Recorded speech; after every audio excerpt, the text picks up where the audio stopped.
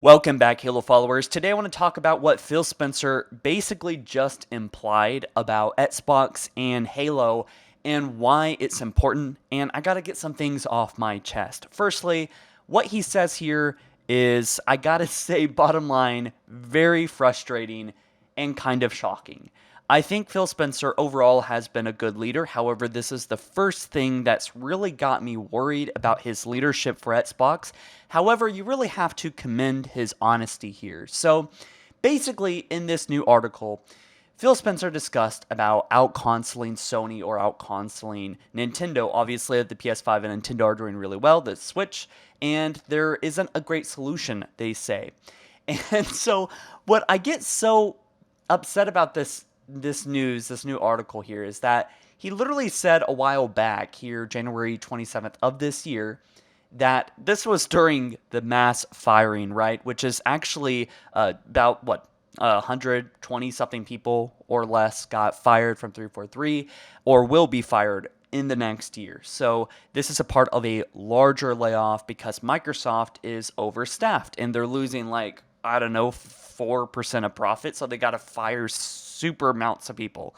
And this comes with the blocking of the Activision buyout. So anyway, Phil Spencer said this: Halo is always going to be one of the things that, in my mind, is part of Xbox lore, part of just the foundation of what Xbox is about. I expect that we'll be continuing to support and grow Halo for a long time as the Xbox is a platform for people to play. And that also he talked about how there is a plan to build leadership, and we know that pretty much all the main leadership and the things that 343 has made big decisions on for these past 10 years or so, those people are now gone. 343 today is not the same 343 that we had the past 10 years, the people that made Halo 4 and 5. This is not the same studio. I think that's something I really do want to press in future videos. But what's upsetting me here is that how Phil Spencer came out and just admitted that, well, he says himself, I see commentary out there. If you just build great games, everything will turn around. It's just not that true. That if we go off and build great games, all of a sudden you're going to see console share shift in some dramatic way. We lost the worst generation to lose in the Xbox One generation, where everyone built their digital library of games. 90% of people every year who walk into a retailer to buy a console are already a member of one of the three ecosystems, right? So apparently he has this idea that pundits or many people out there are saying that people, or that maybe Microsoft implied here, should people should just sell their consoles, their PS5s, and go buy Starfield because it's an Xbox exclusive, right? That it's an 11 out of 10. And, there's just not a world like that we live in today that's going to happen, which I think is really ridiculous. Like, you don't need to sell your PS5 to buy an Xbox One Series or whatever X, because you literally could just probably have some more money. But also, this is coming from the mentality that, oh, it's not our quality of games, like the new one that just came out, Redfall, which is a disaster. That isn't the reason why the Xbox One is dying. It's because of something else, right? Which I don't really think he ever fully went into. He just said it's complicated. And this is worrisome leadership, and I think that this is kind of just a symptom of a larger problem. Why was Halo in such a bad condition if it was the flagship title? Well, to give you the simple answer, I believe that this all comes back to the Xbox Game Pass. This has gotten Microsoft very fat and lazy, and I believe that this is the reason why Halo Infinite turned out so rough. What I heard, my little birdie told me that when 343 has been operating as a separate company, more or less, they are owned by Microsoft, but they have pretty much free autonomy to do whatever the hell they want. They just had a couple conditions, and one of those was to deliver a campaign for the Xbox Game Pass. They had very little standards, if any, for multiplayer. This is why 343 decided to do this own thing. That this was actually not Microsoft's fault. This was actually a couple people's decision at 343, allegedly from my little birdie.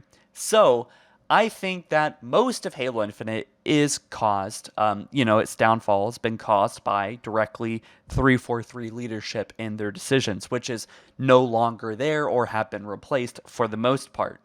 With that being said, this does not really get me too excited about the future of Xbox or the future of Halo, because apparently our leader, the head of Xbox, is saying that quality of games does not matter.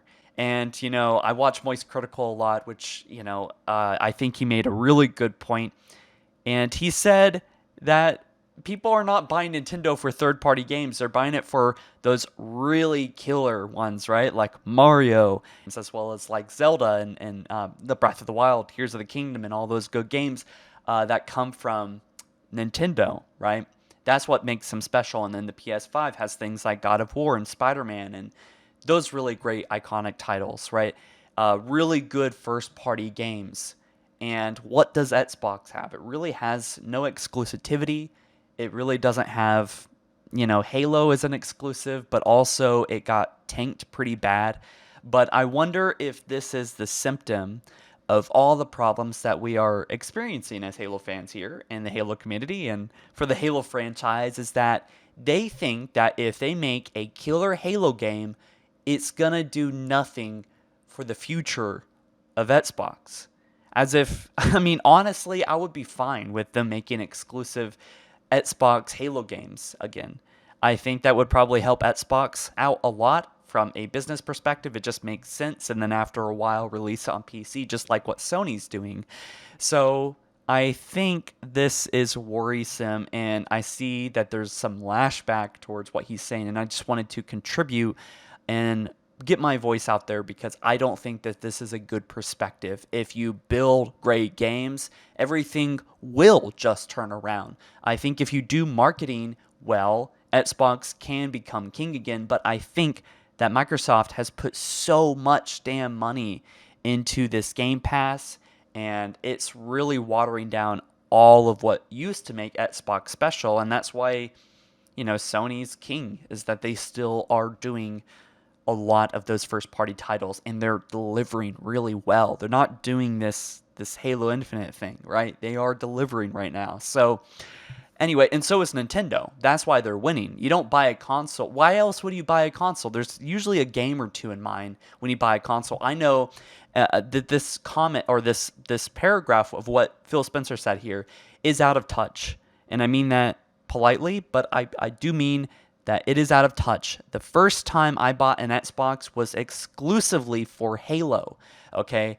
And I can say that there's at least 3, 4, 5 of my friends that can say the same. And this is a general theme that I've heard around for a long time. People buy Xbox because of Halo. And if you don't have a good console as well as any good game to back it up, well, there's no reason to buy a Mario game if all the Mario games and Zelda games and etc. came out on PC, right? There's a big reason for exclusivity. That is why people are buying the consoles. Anyways, I just wanted to share my thoughts on this, guys. You let me know what you think about this down in the comment section below. Is this worrisome to you or not? And I'll catch you in the next one soon. Peace.